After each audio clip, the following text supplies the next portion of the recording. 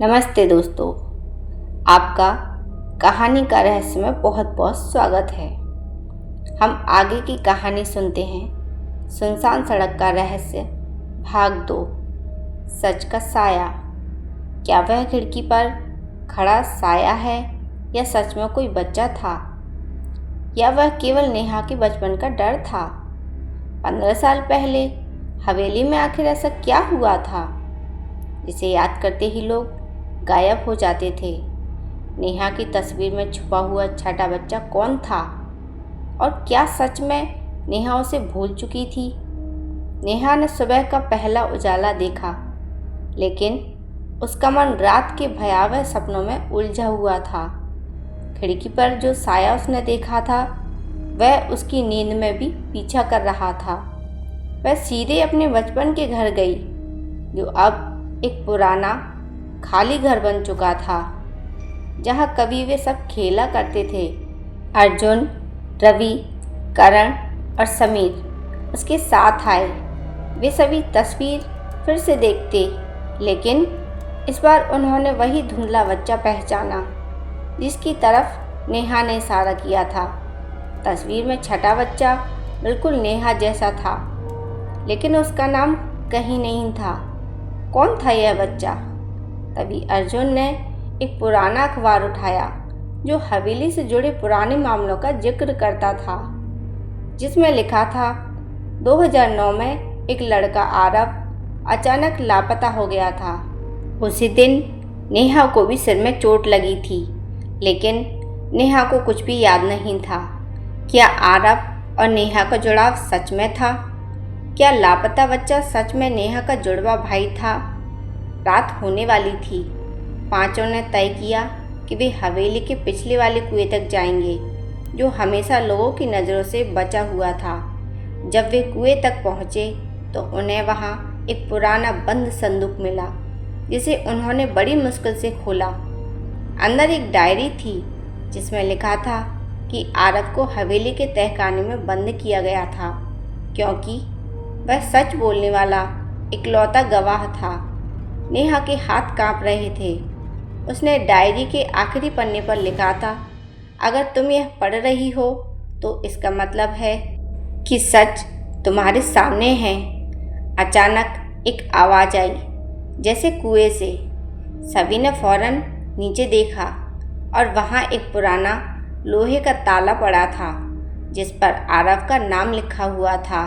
वे समझ गए कि सच बहुत करीब है, लेकिन इससे पहले कि वे तहखाने में उतरते, हवेली के दरवाजे अपने आप बंद हो गए।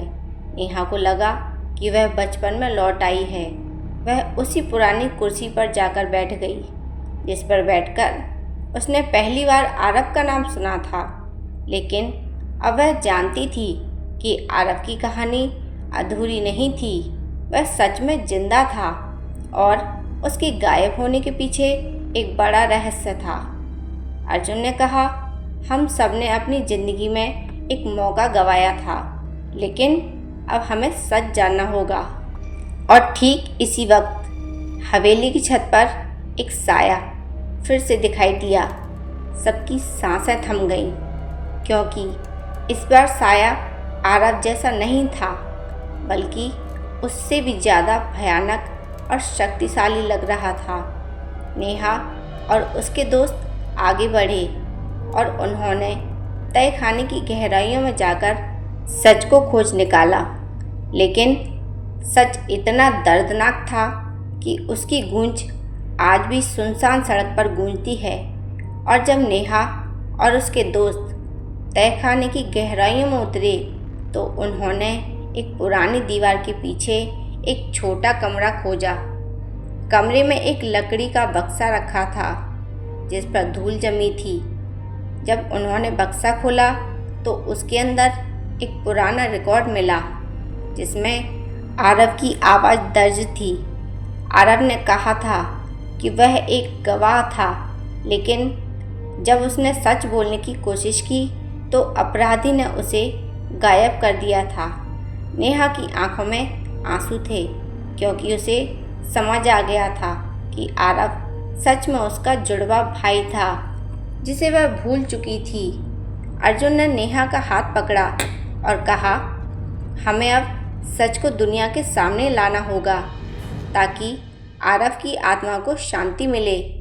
उन्होंने पुलिस को सारी रिकॉर्डिंग दी और अगले हफ्ते ही केस फिर से खोला गया। जैसे जैसे सामने सच्चाई आने लगी, नेहा ने महसूस किया कि उसका बचपन का डर अब एक मकसद बन गया है। वह हर रात आरव के बारे में सोचती और हर बार उसे लगता कि वह उससे एक कदम और नज़दीक हो रही है। और सुनसान सड़क जिसने नेहा का बचपन छीन लिया था, अब उसे उसके सबसे बड़े रहस्य की ओर ले जा रही थी। जब वो सड़क पर चली तो उसे लगा कि हर कदम सच की तरफ उसे और पास ले जा रहा है। और अब जब उसने आखिरी मोड़ लिया तो उसे अपनी किस्मत का एक नया अध्याय लिखना था। एक ऐसा अध्याय जिसमें सच का साया नेहा के साथ हमेशा रहेगा। अगर आरव सच में मर चुका था तो चिट्ठियाँ कौन भेज रहा था? हवेली की खिड़की पर दिखने वाला बच्चा कौन था? और आखिर क्यों नेहा को बार बार वही सपना दिखाई दे रहा था? आरव की रिकॉर्डिंग मिलने के बाद सबको लगा कि रहस्य लगभग सुलझ चुका है, लेकिन असली रहस्य तो अब शुरू हुआ था। उस रात नेहा अपने कमरे में अकेली बैठी थी। बाहर तेज बारिश हो रही थी। बिजली की चमक बार बार खिड़की को रोशन कर रही थी। तभी उसे लगा जैसे कोई खिड़की के बाहर खड़ा हो। नेहा धीरे धीरे खिड़की के पास गई। उसने पर्दा हटाया और उसके हाथ कांपने लगे। खिड़की के बाहर एक लड़का खड़ा था। वही चेहरा, वही मासूम आंखें, वही सफ़ेद कपड़े, आरव। लेकिन अगले ही पल बिजली चमकी और वह गायब हो गया। नेहा पूरी रात सो नहीं पाई। सुबह होते ही वह अर्जुन के घर पहुंची। अर्जुन ने बताया कि रात को उसके साथ भी कुछ अजीब हुआ। उसके कमरे में किसी ने दीवार पर लाल रंग से एक शब्द लिखा था, तहखाना। तब सभी लोग तुरंत हवेली पहुंचे।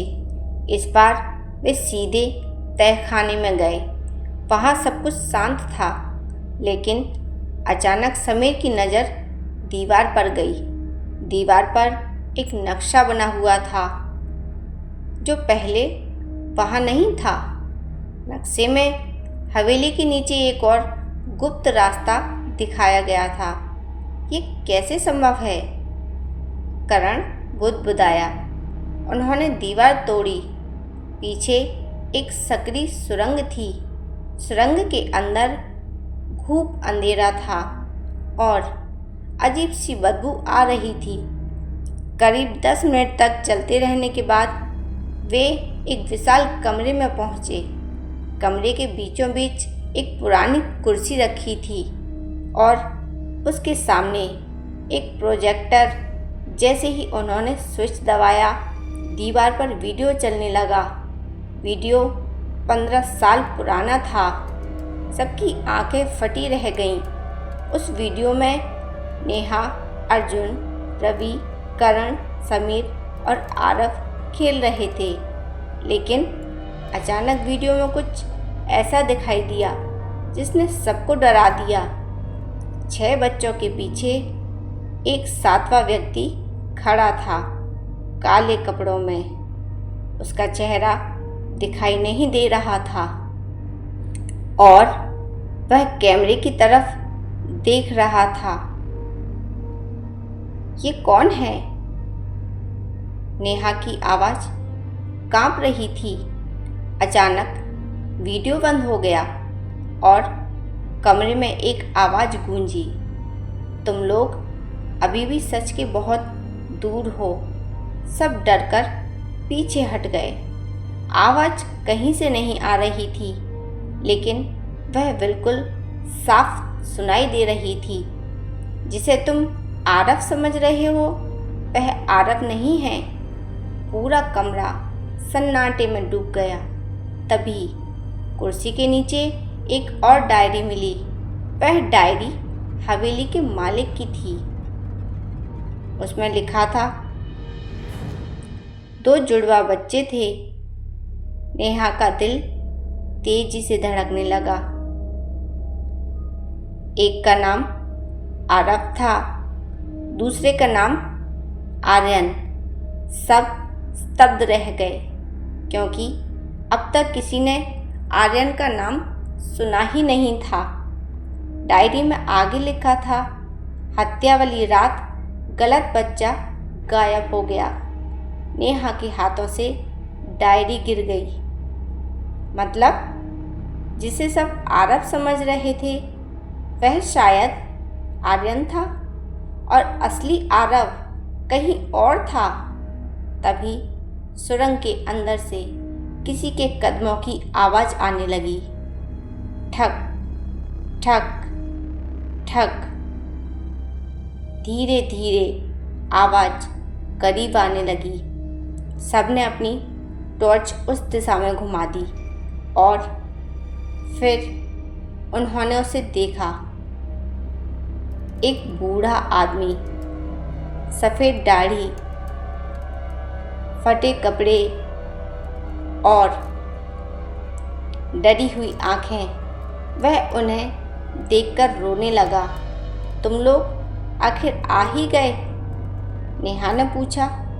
आप कौन हैं? उस बूढ़े आदमी ने कांपती आवाज़ में जवाब दिया, मैं हवेली का पुराना माली हूँ। मैंने सब देखा था।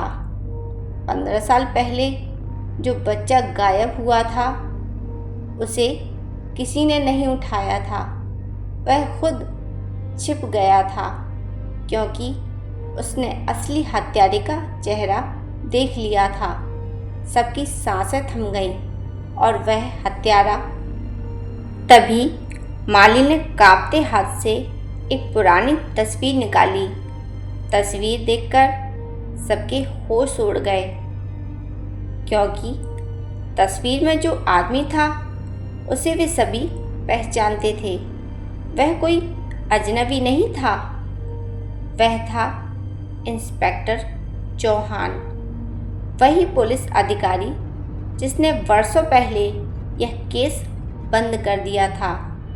मतलब हत्यारा शुरू से उनके सामने था, लेकिन तभी माली की आंखें फैल गईं।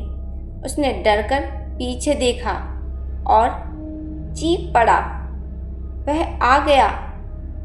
अचानक सुरंग की लाइटें बंद हो गईं। पूरा कमरा अंधेरे में डूब गया। किसी के दौड़ने की आवाज़ आने लगी। फिर एक जोरदार चीख और उसके बाद पूर्ण सन्नाटा।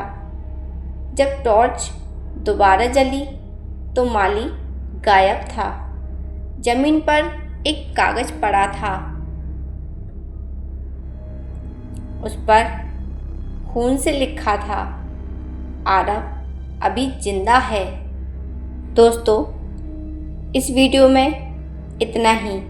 कहानी का अगला भाग जानने के लिए अगली वीडियो का इंतज़ार करें। अगर आपको मेरी वीडियो पसंद आए तो मेरी वीडियो को लाइक करें, शेयर करें और मेरे चैनल को सब्सक्राइब करें और बेल आइकन को प्रेस करें ताकि जब भी वीडियो अपलोड हो तो आप तक सबसे पहले नोटिफिकेशन पहुंच जाए। मेरी वीडियो देखने के लिए आप सभी का बहुत बहुत धन्यवाद।